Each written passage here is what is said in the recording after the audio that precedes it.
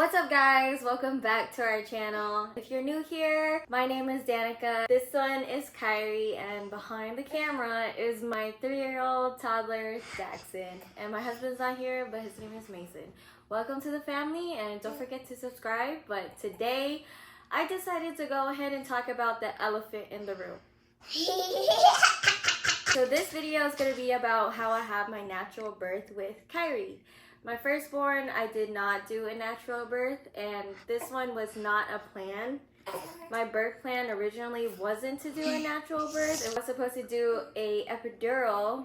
That was my plan, my original plan, which is just to do epidural with Kyrie, because I already did epidural with Daxon, so I kind of already knew what was going to happen. But plans has changed, and I eventually did a natural birth.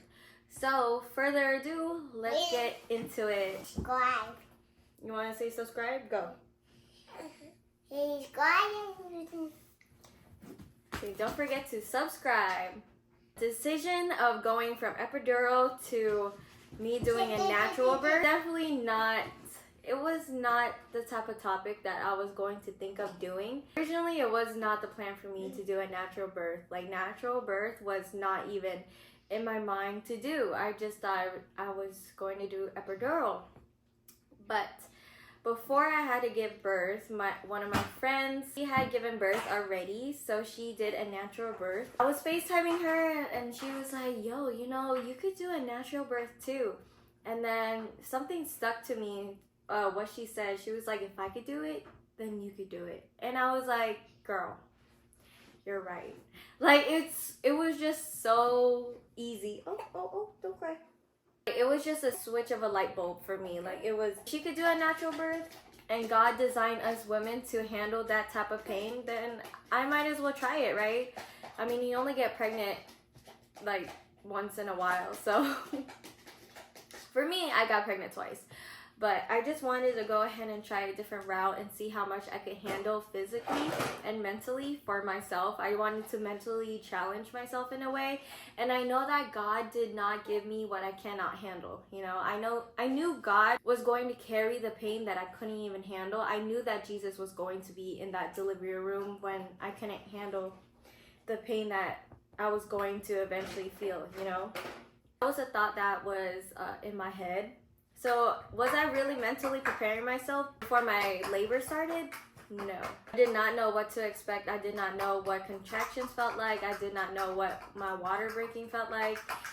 My first experience was nothing like the second pregnancy. Let me tell you that. My first pregnancy, a blur that I just did not feel anything. I was completely numb. And it was like my first time giving birth. So, I was a first time mom, and I mean, I was just numb from my hip to down in my feet, and I was just a new mom into this new world of like, oh, I have to take care of this baby now, like I'm responsible for a little life. The second time around of my pregnancy, as you guys seen before, I'll link it below, my birth experience. I actually vlogged my natural birth as much as I can so I could remember. Yeah. Why did I choose a natural birth? I choose to do a natural birth because I wanted to see how much I could mentally and physically handle the pain of contractions and just natural birth. I just wanted to see how much God wanted me to feel, basically, as a woman. Like, I keep reminding myself that God allowed women to feel this type of pain only for a small moment of time, obviously. Only like it varies for other women, of course. Labor is a long thing. I chose it because I knew that God was going to be in the room with me, and he could only give me what I can handle, and I knew that Jesus was going to carry the pain that I couldn't handle.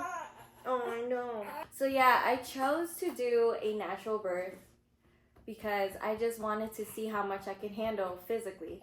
I honestly said to myself, if my friend could do it, then I could do it. Like, there's no way that no other women out there can't be able to do the things that women are supposed to do, you know? So I was like, this is a one-time thing of me giving birth or experiencing till my next pregnancy. So I might as well try it out. Oh my goodness. So basically that's why I chose natural birth. It doesn't take too much to convince me to do something that I'm willing to do if like it's like game time after that. I'm just like, okay, if she could do it, then I could do it. Like mindset, you know? That's why I did natural birth without even fully preparing myself. I said yes to it. So, and then the second question is, how do you prepare mentally and physically for a natural birth? Again, invite God, invite Jesus into the delivery room. I wouldn't be able to handle the pain like that without my husband there, being there for me, trying to comfort me as much as he can, and also praying over me, which definitely has helped. He definitely like motivated me to do it. He was just really pushing me and saying like I could do this. There's nothing that I cannot do as a woman, you know. So he was giving me reassurance a lot, and I just knew that God was in the room. Jesus was in the room with me. I was just mentally and physically preparing myself in that way. But yeah, I feel like that's all I need to prepare myself with. As long as God is in the room and Jesus is there, then I knew that I was ready to do a natural birth. Did you take any childbirth classes or practice any specific techniques? No. When I tell you, I walked in with just, I'm doing a natural birth and I'm gonna do as much as I can as possible to my nurses and to my doctor. And I was like, and I even told Mason, I was like, if I ever like try to ask for epidural, please try to consult me and just be there for me, because I truly want to do a natural birth. Like, I know when pain starts happening, you start thinking like, oh, I can't handle it, I can't do it, but really you're just almost there. You just gotta get over that bridge. Just get over that bad contractions or whatever. Just know that it's going to be over. And Mason was like, he kept reminding me, he was like, this is for Kyrie, like Kyrie's only here. There's only one time that you're going to feel this pain, or the next time when you get pregnant again, but this is the only time that you're going to feel this pain and you're gonna make it. So I didn't really practice anything. I just asked my friend like a couple of questions, like how do I know I'm contracting? How do I know the baby is coming? And all she said was like, you'll know. And when she said that, and after all of that happening, you'll definitely know. You'll know the contractions, you'll know the active contractions, you'll know the pressure that you'll feel. You'll definitely know, like, when it's game time, basically. Were there any fears or concerns you had before giving birth naturally? No fears at all, but one of my concerns was that the umbilical cord, I wanted it to be completely white before they cut the umbilical cord, which my provider, my doctor, she was totally fine with it. She waited and she cut it when it was completely white, so the nutrients transferred to Kyrie. And everybody was definitely understandable with my decision making. And yeah. What were the early stage of labor like for you? Okay, so during my labor time, I was contracting pretty slowly. I wasn't really in active labor when I went to the hospital till they gave me this drug.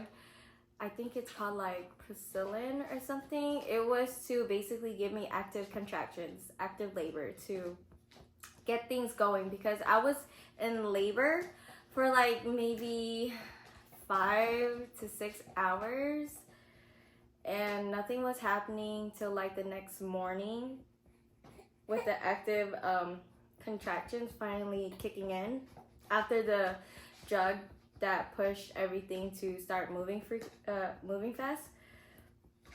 But when the active contractions started to happen, that's when I started praying. That's when I was like, oh, okay, like, this is no joke. This is why you have to mentally prepare yourself, because once those contractions hit, your mindset starts to like change. Like everything just starts to shift immediately after that, because I just want you guys to know that contractions last for like maybe a minute to 3 minutes, and then it just goes down. It goes to a highest peak and then it goes down. So I have time to like breathe in between, but the longer the contractions are and the more dilated you are, the higher of the peak it gets. But I think what pushed me to like keep going on my natural birth was the pauses in between of the contractions. Like it would be the pauses of just taking a breath would be like 3 minutes. So I'm just like, okay, so the next contraction happens, I have time to mentally and physically prepare myself for the next contraction. And in between I would pray. In between I would mentally prepare myself for like, okay, I'm gonna contract, it's gonna get tight, I have to breathe. I have to remember to breathe. So that's what I definitely remember to do. There'll be some weak points towards when the most I'd be dilated, and it just really hurts. Like when they say like it's the feeling of pooping, it's definitely the feeling of pooping with a lot of pelvic pressure going down. Like it did not feel like my bones were breaking or anything. It was just like something was trying to get out of me. Like it was definitely crawling and pushing and forcing itself to get out of me, and I definitely felt everything. So I remember towards the middle of myself contracting, maybe I was like 5 centimeters dilated. They were like, do you want any pain tolerance? Do you want something for pain? And then at that point, when they said I was only like 5 centimeters dilated, and then that they just have to wait for my body to fully dilate itself to 10 centimeters, like I was like, okay, is there some type of like minimal pain meds I could take? And I believe that they gave me, I really forgot what it was. It's some type of strong Advil, basically. The only thing I got, because it was just taking too long for my body to respond, and I was taking too long to dilate. So I was like, okay, give me something. Like, give me something just a little bit just to ease my mind. So I took that, and then after maybe an hour, that's when I had to push. After taking that pain management, it just allowed me to sleep maybe like 20 minutes, and then after that I had to push. So there was like no need for me to like take that, because it only lasts like 30 minutes. So, or at least that pain med that they gave me, it only lasted for like 30 minutes. So, and after that, within like 20 minutes I had to push. Asked my doctors, I was like, so how do you know when you need to push? And they were like, you'll know. And then I was like, okay. And then when that moment came about to push, I definitely knew. I was like, I remember my husband was like, you think this is it? Like, this is it? And I was in pain. I was grabbing like the armrest of my bed, and I was like, you need to call them. Like, I need to push. I literally told Mason, I was like, I need to push. And at that point, I lost control. Like, I lost control of my body. My body was shaking. My body was shaking like it was the epidural shakes, but I was like on nothing. Like, it was just, my body was on fight or flight. I felt everything. I felt the pushing. It just felt like I was pushing a big poop, if anything. I pushed for 6 minutes, and Kyrie came out. Thank God. I was in labor for like 8 hours, but I pushed within 6 minutes of Kyrie. He was a small baby, so I did not tear. Thank God. My doctor really listened to me. She knew that I did not want to tear.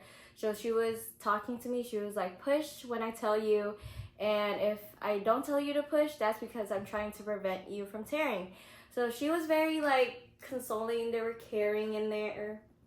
They were very like nice to me, even though I wasn't like a bee to like, I wasn't like mean to any of them. I was like understanding. I was in so much discomfort that they understood it. Like, you know, it's not their first rodeo, but I was trying to be nice. I was like, okay, like in between of me contracting, like they were super nice. Like everybody was nice. And so when I said I needed a push, I just remember like eight people started running in my room because I was the only patient that was giving birth on that floor. So I had the whole staff in there.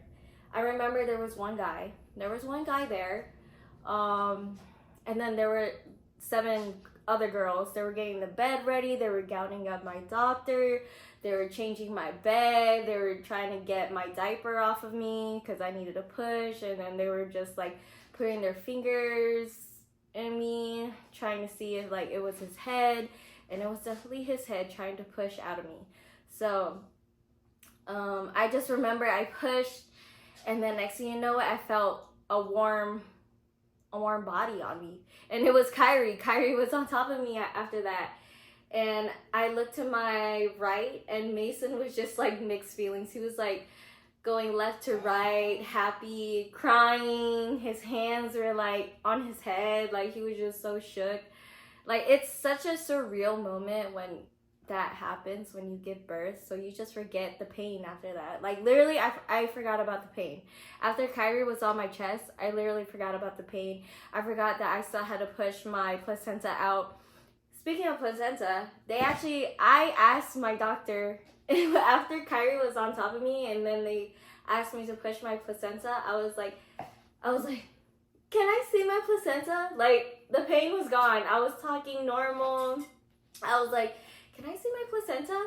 And then I just remember she was just showing everything. She was like opening up the placenta. She showed me the umbilical cord. She tried to show Mason, but Mason was facing the other way because he didn't want to see that. I wanted to see it because I wanted to see where Kyrie was living, you know?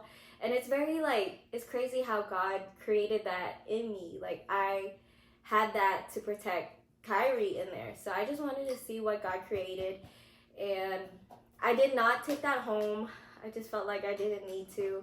And if I did not know what to do with it. I don't know who to give it to. So I was just non-educated about that. But yeah, Kyrie came out 6 pounds, 7 to 8 ounces. Yeah, he was a small baby. So he was pretty easy to push. And yeah, I just had a natural birth like that. My water broke naturally. That was the first warning for me to go to the hospital, but I did not have contractions yet. It's just my water broke. And then I would just have like mild contractions every hour. So it wasn't like every few minutes. Yeah, I gave birth like the next morning, like 11 a.m. was when Kyrie was born. And then when they gave me the active labor IV or whatever, that was like at 9 a.m. So from 9 a.m. to 11 a.m. that one was like my strong contractions. That was like my active labor contractions. So I was in pain, but like 3 hours of like trying to be at 10 centimeters dilated basically. When I went to the hospital, I was only 3 centimeters dilated, so it was like nothing to them. And then after they gave me the fluids, I was like 5 centimeters, and that's when I got the medicine to give me active contractions. And that's when it was like, oh my gosh, okay, I get it now. And yeah, that was my natural birth. And then I went home the next day, literally. I only stayed there for like one night. Well, one night after Kyrie was born. So, and then I just got my birth control the next day. I got the implant on my arm, the Nexaplon. It works for me. I don't know about other women's, but you know, it lasts for 3 years, so I don't have to worry about it. I don't gotta take no pills or visit the doctor for the depot shot every 3 months, you know? Yeah, honestly, if I were to do it again, I would. Like when my 3rd pregnancy is ready, I would do it again. Because if I did it before, I would do it again. And then I would do it for Daxon. Was educated enough about natural birth, I would do it for Daxon too. Because it's such a sentimental moment as a mom that you're able to like do it so naturally, you know. Not that like Daxton is any different, you know. My first pregnancy is so different because he was epidural and formula. So I was just uneducated, you know. I was a first time mom. I feel like every first time mom goes through these things. But now as a second time mom, this one, he's breastfeeding. He got my breast milk. He got natural birth. So I don't know. Both are perfectly healthy babies, and I'm grateful for God allowing me to experience that as a woman and to allow my husband to respect me as a mother and as a wife, because the next few weeks later he had to get his wisdom teeth taken out, and then he was like, my wife gave birth, this is nothing. I was like, that's another way to motivate yourself, you know, like no pain should bother him by him seeing me give birth naturally and seeing his son come out of me like that, you know. So yeah, if I were to recommend anybody to do it, definitely invite God into the room, invite Jesus in all your situations in your lives, and he will carry the rest. I feel like Jesus definitely carried the pain for me and only gave me what I am able to handle, and I wouldn't be able to do it without them. Like, I had worship music in the background. I don't know what song was playing when I gave birth to Kyrie, because I just wanted him out at that point. But yeah, I will definitely do it again for a natural birth. So yeah, I hope this video educated you guys on my experience of natural birth, and I hope you guys do it too. And if you have done natural birth as well, I want to know your guys' experience for natural birth or even for epidural birth. Every birth is different for every woman, so let me know what you guys did, and don't forget to subscribe to our family. Bye.